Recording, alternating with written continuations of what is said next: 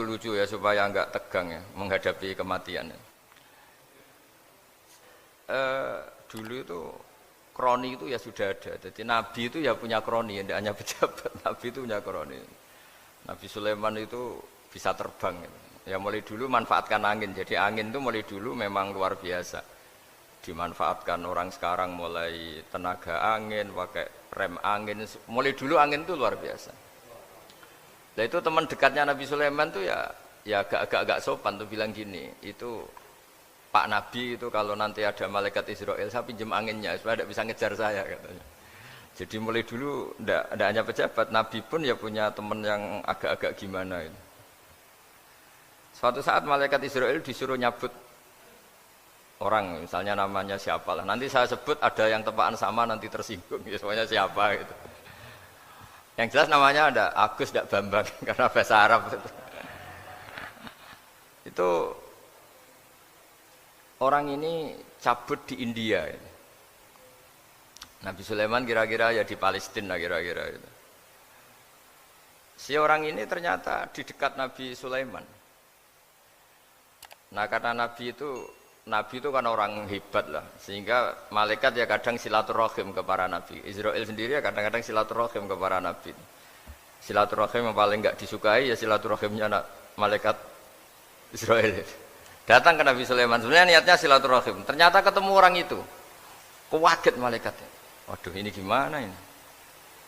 Kok saya disuruh nyabut di India, kok orangnya di Palestina? Nabi Sulaiman kira-kira di kawasan Palestina, di wilayah yang katanya Israel itu. Karena Palestina kita tahu kan, menurut pemerintahan Israel itu wilayah Israel, menurut Palestina pemerintahan apa? Palestina. Tapi Indonesia alhamdulillah sampai sekarang itu enggak mau atau tidak punya hubungan diplomatik dengan apa? Israel. Sehingga kita harus mengistilahkan Palestina untuk warga Indonesia. Kaget malaikat ini katanya disuruh nyabut di India kok ada di sini. Nah si kroni ini, si orang yang itu melihat malaikat Israel, entah kenapa kok dia bisa melihat itu, mungkin punya kekuatan tertentu karena dekat Nabi.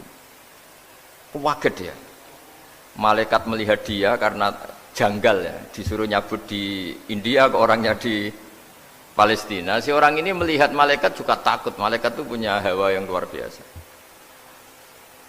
Akhirnya bilang ke Nabi Sulaiman, ya Nabi Allah tolong pinjemin saya angin untuk saat ini juga saya bisa terbang ke India.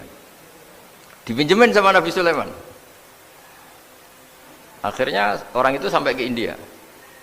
Dikira angin itu sudah segala-galanya sampai India. Terus malaikat senyum, seneng dia.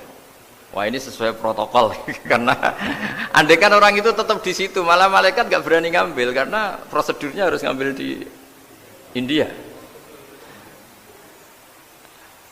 Jadi andai kan dia tetap diam di situ, sebenarnya malah gak masalah karena gak sesuai apa? Panduannya harus karena dia terbang di India, malaikat itu nyusul ya terus diambil karena sesuai apa? Ya sesuai perintah harus memang diambil di India. Nah, kemudian saya kan memang dipesenin untuk memperkuat apa ya, nakes, teman-teman semuanya lah pasien. Tapi saya cerita dimulai dari yang seperti ini saya sengaja karena memang ya hidup itu seperti inilah, pasti kita semua akan mengalami kematian, cuma inginnya kita ya hidup itu ya sehat ya, terus kalau mati itu ya tidak punya utang karena berat nanti utang itu. Saya tidak tahu fikihnya itu, kalau utang pribadi itu hisabnya berat, kalau utangnya lembaga itu gimana itu, dihitung salahnya direkturnya apa dihitung salah karyawan yang minta naik apa gaji. Saya tidak tahu kayak utangnya Indonesia itu yang disalahkan itu menterinya apa presidennya, apa yang selalu mengajukan gaji 13. Tidak tahu itu karena di kitab tidak dibicarakan, yang dibicarakan utang-utang apa pribadi ya. Kalau yang utang-utang lembaga negara itu nanti tak tanyakan malaikat auditornya ini gimana cara apa itu, yang disalahkan menterinya apa presidennya apa direkturnya apa pengajuan proposal itu. Nah singkat cerita itu kalau ngadepin kematian atau sebenarnya yang ngadepi kehidupan juga kita ini. Inna sholati wa nusuki wa mahyaya wa mamati lillahi rabbil alamin. Saya bicara ilmunya kiai. Misalnya si A itu sebenarnya sudah ditulis dia mati karena kecelakaan. Yang satu ditulis mati karena sepuh, karena tua itu. Yang satu mati karena tersedak, yang satu mati karena ngelindur. Mungkin yang satu mati karena tenggelam. Sehingga sebetulnya andaikan kita melihat Loh Mahfud, kita ini ya naif. Saya berkali-kali ngaji bilang, kadang kita ini takutnya sampai saking takutnya dari motor ngelamun, gara-gara ngelamun kita. Andaikan malaikat itu kok suka bully, tawain gitu. Kamu catatannya kecelakaan kok yang kamu takuti apa? Covid. Yang sejarah misalnya kita pernah hidup menanamkan kebencian sesama itu terus ke bawah. Anak cucu kita dikandani jogeman cocok wong iku musuh bapakmu, mbahmu itu. Sehingga anak cucu itu dendamnya diwariskan. Wong dendam kok dia apa? Wariskan. Termasuk utang itu. Ketika kita jabat ingin rumah sakit ini mewah, terus pikirannya kok sedadi, aku seleren, semikir direktur berikutnya. Itu tidak tahu itu nanti hisabnya ke siapa. Saya ulang lagi ya. Maka dalam satu ayat dikatakan laqad kunta fi ghaflatin min hadza fakashafna anka ghita'aka fabasarukal yauma hadid. Manusia ketika di dunia itu dianggap tidur. Tidur itu dengan tanda kutip itu bodoh. Bodoh itu tidak tahu. Fakashafna anka ghita'aka. Nanti setelah kamu mati itu pinter. Tapi ketika Anda pinter sudah meninggal, sudah tidak bisa memperbaiki kesalahan-kesalahan kita. Nah, kenapa kita dikatakan sekarang ini tidur? Karena kita ini sering menyaksikan sesuatu yang sebetulnya tidak ada hubungannya dengan kita. Tidak ada hubungannya dengan kebutuhan kita. Misalnya kita ngelamun, berkhayal, ingin hidup kaya raya, sejahtera, jabat, orang lain anak buah semua. Ternyata itu nggak penting ketika kita di akhirat. Yang penting adalah Anda meninggal dalam keadaan menghamba kepada Allah Subhanahu wa Ta'ala. Saya berkali-kali ngaji, kalau saya berkali-kali bilang, andaikan hati kita nanti direkam Allah, nanti di akhirat sudah direkam, orientasi kita direkam nanti. Pak Agus misalnya ingin punya mobil, punya rumah mewah, punya apa, terus orientasinya gitu. Di depan Tuhan yang menyuruh kita, mensyariatkan kita, inginnya itu ya jadi hamba Allah terbaik, jadi kekasihnya Allah, jadi hamba yang bersujud, dari hamba yang bersedekah. Jadi ini kan tidak sambung, ada cita-cita versi Allah yang dianjurkan Allah, yaitu bercita-cita jadi hamba yang soleh, yang bermanfaat, yang memanfaati orang banyak. Kemudian ini ada cita-cita yang hadzun nafsi, ingin mapan, semua orang anak buah. Hal-hal seperti ini itu harus kita jaga, jangan sampai terjadi. Makanya di semua kitab, pertama mendahulukan bab niat. Niat itu ya faman kana hijratuhu ilallah wa rasulih fa hijratuhu ilallah wa rasulih. Orang baik itu orang yang orientasinya itu menuju Allah Subhanahu wa Ta'ala. Lalu yang kurang baik adalah orang yang orientasinya itu ya harta, perempuan, pokoknya inginnya itu hal-hal yang kepentingan dirinya sendiri. Nah, lalu kenapa kita kadang tidak tahu? Ya tidak tahu itu karena tadi kita kalau tidak wiridan itu tidak punya efek samping kan. Tapi kalau kamu nggak punya uang kan terus lemes. Karena ngerti itu terus uang itu penting, wiridan tidak penting. Nah, dari kesimpulan itu sebenarnya kita menjadi bodoh. Karena menjadi bodoh ketika Anda meninggal ternyata uang ini nggak penting, wiridan ini penting. Tapi tahu kita terlambat setelah kita meninggal. Nah, di sini saya ingin mengingatkan apapun kondisi kita, yang jelas itu ingat selalu kepada Allah Subhanahu wa Ta'ala. Caranya ingat gimana? Kata Nabi, kamu bayangkan musibah yang lebih ekstrim, kamu akan tahu yang kamu alami itu ahwanu wa aisar, yang kamu alami itu ringan sekali, ringan seringan-ringannya. Saya beri contoh ya, kalau Anda belajar, kalau dalam bahasa pondok itu falak, mungkin kalau bahasa umum itu apalah, ilmu apa, misalnya orang ahli meteor, ahli apalah, ahli perbintangan, ketakutannya pasti benda langit ini jatuh kemudian menimpa bumi. Nanti kalau Anda ahli geologi itu takutnya bumi ini likuifaksi karena sumber daya alamnya sudah begitu dikeruk, dimanfaatkan. Nanti yang ahli teroris atau yang ahli ekstremis itu takutnya itu ada teroris. Yang ahli sosiologi takutnya Indonesia itu chaos. Kalau kios ya saling bunuh, saling apa. Jadi semuanya ini ketakutan ini semuanya mengarah terhadap kematian.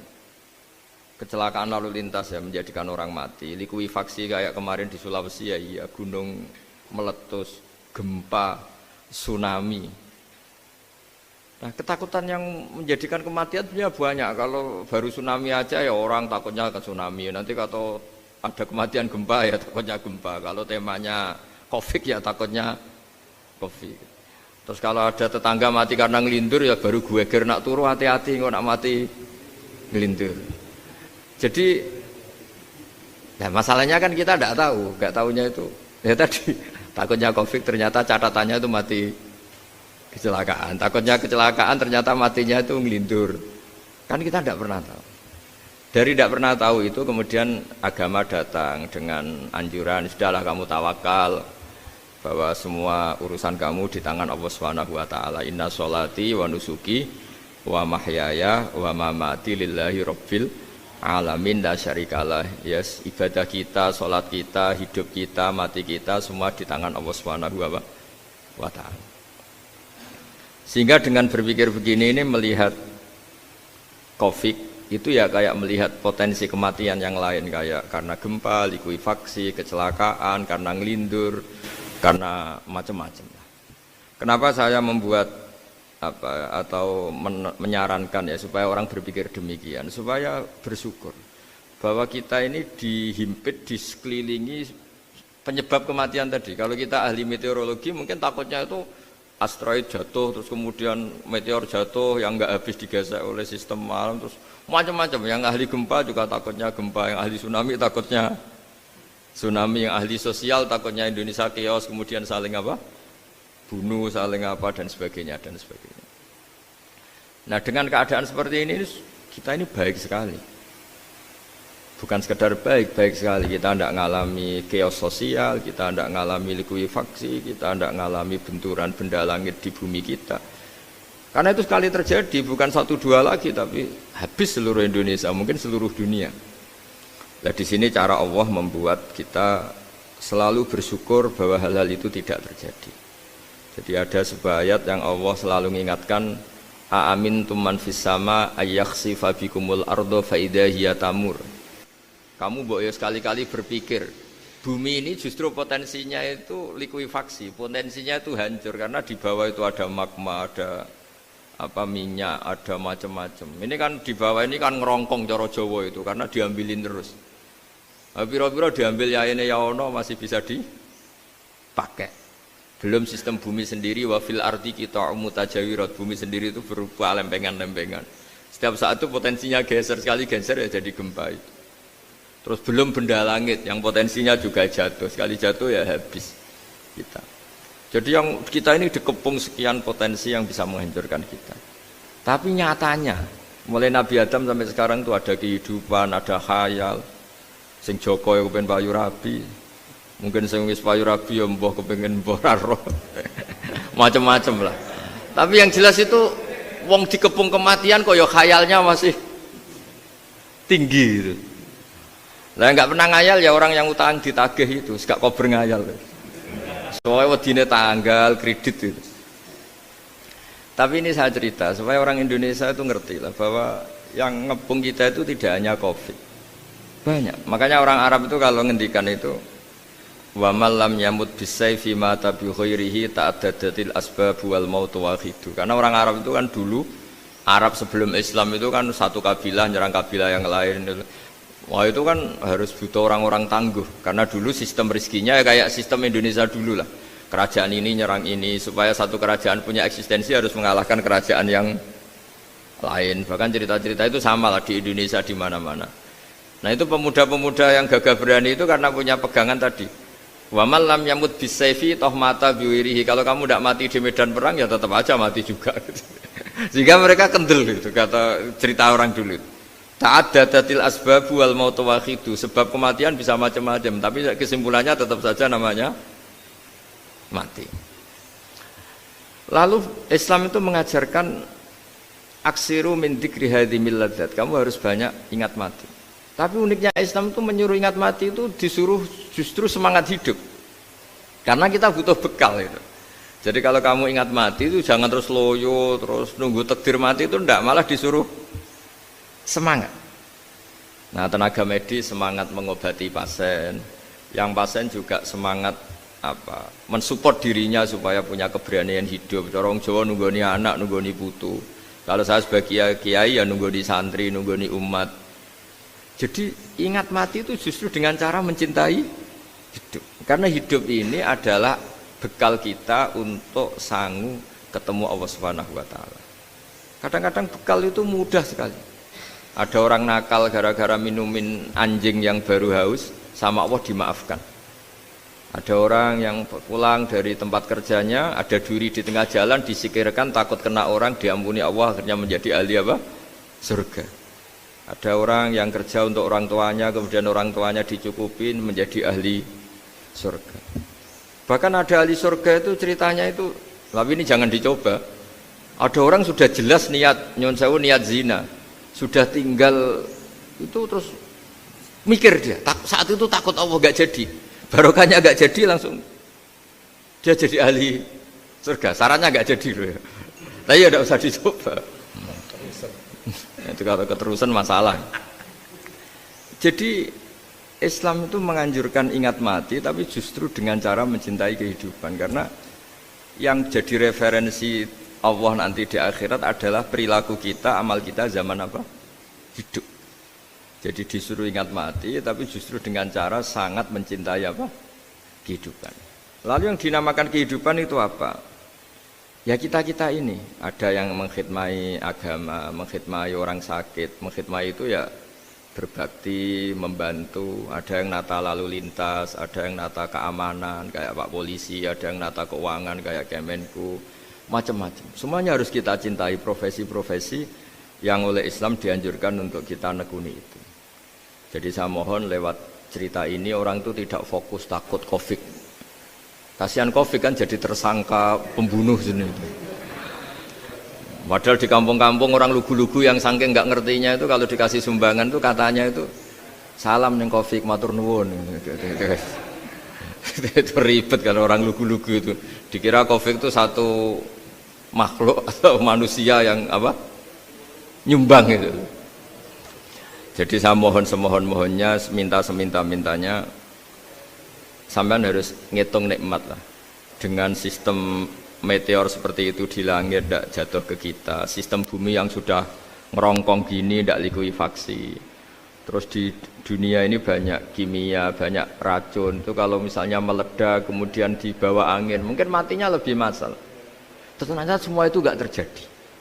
Artinya nikmat yang sekarang kita dapatkan, kita nikmati sekarang itu jauh lebih besar ketimbang ketakutan kita. Nah, ini Islam selalu menganjurkan fadzkuru ala Allah la'allakum tuflihun. Selalu ingat sisi-sisi nikmatnya Allah. Kamu jangan hanya sisi wah kita dikepung Covid, kita punya istri judes, punya anak enggak nurut, punya atasan sadis, punya anak buah enggak loyal. Kalau gitu terus ya kamu enggak berani hidup. Yang diingat masalah terus.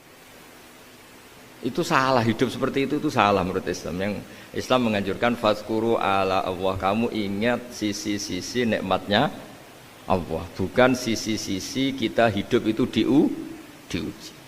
Saya punya sekian cerita ulama-ulama yang unik, yang punya nasihat itu. Jadi ada orang kaya raya dulu temannya banyak, anak buahnya banyak. Suatu saat dia miskin terus gak ada yang berkunjung. Terus dia ngeluh, curhat ke ulama itu.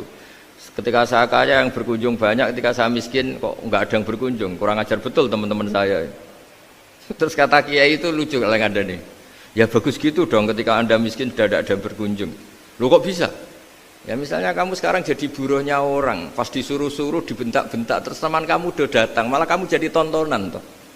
Mendingan nggak udah datang, jadi kamu ketika buruh orang nggak malu karena teman-teman kamu sudah tidak datang. Ya alhamdulillah kalau gitu ya. Jadi dulu satu hal yang dia dulu nganggap problem, loh ya kan kalau kamu misalnya dulu kaya, temannya banyak, jabat, terus yang takut banyak. Ketika sudah miskin, nyun sewu jadi buruhnya orang disuruh-suruh, terus teman kamu tetap do datang. Siap nggak ada? Siap datang apa siap tidak datang? Lebih siap tidak datang sebetulnya kan? Karena nggak jadi tonton. Akhirnya dia sadar. Ya gitu kalau dikeluhin, istri saya ini judes, ya sering marahin gini-gini. Ya bagus dong marahin kamu, kalau marahin tetangga malah masalah kan. Coba kamu punya istri kalau marah marahin orang lain, pusing enggak? Mendingan marahin. Jadi pokoknya dilatih terus. Lama-lama dia bersyukur. Nah termasuk cara kita melihat kehidupan. Ada doa Rasulullah SAW yang luar biasa, ya Allah, jadikan kehidupan ini sebagai penambahan saya untuk berbuat baik. Wal mauta rohatan li min kulli syarrin. Kalau saya engkau takdir mati, ya anggap mawon ini mati itu berakhirnya semua potensi keburukan saya. Orang itu kan potensinya dua, buruk betul atau potensi buruk. Mungkin sekarang kita tidak korupsi, tapi saja suatu saat kita korupsi. Mungkin sekarang kita tidak salah, suatu saat potensi salah. Dan mati itu mengakhiri itu semua. Makanya saya berkali-kali cerita kalau ngaji, kalau orang-orang alim NU itu kalau ada bajingan mati tetap dia sekseni ini baik dia. Itu tetangganya enggak mau semua. Wong bajingan kok darani baik. Tapi kiainya ngotot, harus disaksikan kalau ini baik. Akhirnya mereka bilang ya baik-baik. Padahal di hati kiainya sudah tidak bisa garong lagi, tidak bajing lagi. Ya baiklah gitu. Jadi sehingga orang-orang soleh itu melihat hidup itu ya biasa, melihat mati itu biasa, karena hidup adalah sarana kita menambah kebaikan dan mati adalah akhir dari segala keburukan kita atau potensi keburukan kita. Jadi Islam itu mengajarkan kita gimana menghadapi kehidupan, juga gimana menghadapi apa? Kematian. Jadi saya ulang lagi, itu ajaran-ajaran Islam yang luar biasa. Jadi ij'alil hayata ziyadatan li fi kulli khairin wal mauta rohatan li min kulli syarrin. Jadi hidup menambah kebaikan, kalau kita mati anggap saja mengakhiri semua buruk kita kalau kita sedang buruk atau potensi keburukan kita. Saya cerita ringan tapi supaya diingat-ingat. Jadi kalau kita yang nekuni, saya tadi kan sudah bilang, kita kiai yang nekuni ilmu itu, ya tadi kita agak fokus bicara Covid. Inna Allaha yumsikus samawati wal ardo an tazula wala in zalata in amsakahuma min ahadim min ba'dih. Kalau kamu ahli meteorologi kan melihat ini jatuh jumlahnya besarnya sekian. Ini kalau digesek oleh atmosfer paling masih sekian, kayak kemarin Januari kan hujan meteor yang sering kena Lampung kemarin. Terus di mana-mana mesti takut kamu itu. Kalau kamu ahli gempa takutnya itu ya pergeseran lempengan bumi. Kalau kamu ahli tsunami ya takutnya tsunami. Kalau ahli sosiologi ya takutnya chaos sosial, ya sama. Kamu medis ya takutnya penyakit yang menular, penyakit seperti ini. Oke, kita sekarang fokus menghadapi Covid dan kita selalu berharap supaya Indonesia terbebas dari apa? Covid dan musibah-musibah yang lain. Ya tadi, apa gunanya terbebas dari Covid tapi chaos sosial? Kayak apa terus kita? Sehingga Islam selalu mengajarkan harus disyukuri lah bahwa kita sekarang alhamdulillah kita hidup harmonis. Kita kata Mbah Mun Bhinneka Tunggal Ika itu dingendikakno terus. Terus yang terakhir masalah air. Air itu sumber kehidupan. Di antara Allah mengingatkan kita adalah qul ara'aitum in asbaha ma'ukum ghoron famay ya'tikum bima imma'in. Bumi ini kan bawahnya ada magma, terus ada air. Normalnya air itu enggak ada. Secara teori itu normalnya air itu enggak ada karena bumi itu kan kalau ada air kan meresap. Sudah meresap, bawahnya itu ada minyak, ada magma, harusnya air itu tersedot habis. Tapi orang saking angkuhnya, saking cueknya ngira air itu malah potensinya itu abadi. Sebetulnya kalau menurut teori alam, air itu gampang hilang kan, diletakkan di bumi ya bumi itu meresap. Nanti bawahnya itu ada minyak, ada sebagian ada magma, ada macam-macam lah. Jadi potensi air itu harusnya nggak ada malah kalau melihat sistem itu. Tapi karena Allah saking rahmannya, air ini dijaga sedemikian rupa tetap ada.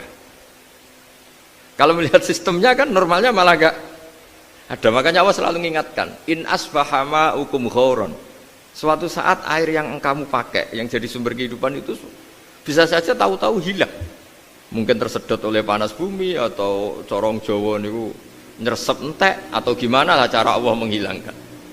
Famay ya'tikum bima imma'in. Lalu siapa yang bisa mendatangkan air itu lagi? Ini kata para hafidh, ini yang kata guru-guru ya, termasuk yang dikatakan Pak Mukhtar ini. Nanti orang harus menghentikan menjawab Allahu Rabbul Alamin. Hanya Allah sendiri yang bisa mengatur air ini selalu ada. Ya, coba kalau kamu pikir kan air kamu sokkan di bumi kan mesti langsung hilang meresap ke bumi. Bumi ada bawahnya lagi, ada bawahnya lagi, dan mungkin bukan yang paling bawah mungkin tomak harusnya itu nggak ada. Tapi Allah saking sayangnya mengatur sistem air itu ada dan tersedia. Tapi ketika orang terlalu cuek dan angkuh sampai lupa syukur tersedianya apa? Air itu Allah mengingatkan, disuruh bayangkan, kul aro'aitum, coba bayangkan kalau in asbaha ma'ukum ghauron. Tadi kan ada khataman ya, saya ikut terima kasih. Bayangkan kalau air suatu saat itu ghauron menjadi hilang. Fama ya'tikum bima imai. Jadi saya tidak bisa spesifik memberi nasihat tentang kopi karena ya tadi yang bisa membunuh kita ini banyak. Ya tsunami ya bisa bunuh, gempa bisa bunuh, likuifaksi bisa bunuh, jatuhnya benda lain kita bisa bunuh. Takut tanggal utang kaget ya bisa bunuh. Macam-macam. Semacam-macam lah ngelindur ya. Kemarin mudik aja yang sebelum tertata rapi aja mudik aja berapa kemarin kalau ada apa mudik Lebaran yang tahun berapa 3 tahun yang lalu apa 4 tahun yang lalu dulu. Jadi saya mohon ketakutan kita adalah yang hakikat adalah takut jadi hamba yang tidak baik. Itu yang harus jadi ketakutan sejati. Takut kita di mata Allah tidak jadi hamba yang baik sehingga kita jauh dari Allah Subhanahu wa taala. Karena cita-cita terbesar kita dan cita-cita terbaik kita adalah jadi hamba yang diridhoi Allah Subhanahu wa taala. Sebaliknya ketakutan kita sejati adalah takut su'ul khotimah, takut jadi hamba yang tidak baik. Kita inginnya adalah assalamu alaina wa ala ibadillahis sholihin. Yang berhak mendapat keselamatan dunia akhirat adalah orang-orang atau hamba-hamba yang soleh. Ya tadi untuk menjadi soleh itu gampang di Islam itu. Tenaga medis nolong pasien ya ibadah, pasien husnudzon sama dokter ya ibadah, mengelola hidup, ingin hidup ya ibadah, anak ngurus istri ngurus, pokoknya anak yang ngurus keluarganya juga ibadah. Semuanya itu di Islam itu asal tidak maksiat itu dianggap apa? Ibadah. Dan untuk orang menjadi kekasihnya Allah kayak tadi, ada orang yang karena ngerawat hewan dijadikan walinya Allah, menghilangkan apa duri atau pengganggu di jalan jadi kekasih Allah. Itu cerita-cerita itu semuanya ringan. Bahkan tadi ada yang cerita sekedar ingin maksiat dan tidak jadi. Dalam Islam itu kan gitu, orang merencanakan maksiat kemudian tidak jadi, itu ditulis pahala. Jadi gampang sekali untuk menjadi orang soleh dalam apa? Islam. Kalau tidak bisa itu semua, kata Nabi, takufus syarroka anin nas fa innaha shadaqatun minka ala nafsik. Kalau tidak bisa berbuat baik sama orang lain, yang penting tidak mengganggu orang lain. Terus kan enak turu ning omah ngelamun, bengak-bengok dhewe aja banter-banter tapi. Nak bengok-bengok banter-banter kan ganggu tangga. Itu asal tidak ganggu orang lain. Takufus syarroka anin nas. Kamu jangan sampai efek buruk kamu berakibat pada orang lain. Itu juga fa innaha shadaqatun minka ala nafsik. Itu ya bagian dari sedekah kamu. Taruh saja misalnya kalau secara ilmu medis, misalnya kita ini kok dinyatakan positif COVID, secara ilmu medis nggak boleh ketemu orang lain, terus kamu diisolasi. Kamu niatin ketika diisolasi itu tidak menularkan bahaya kepada orang lain. Itu juga ibadah. Jadi ibadah itu gampang sekali, mudah sekali. Karena agama ini yuridu wa bikumul yusra wa la yuridu bikumul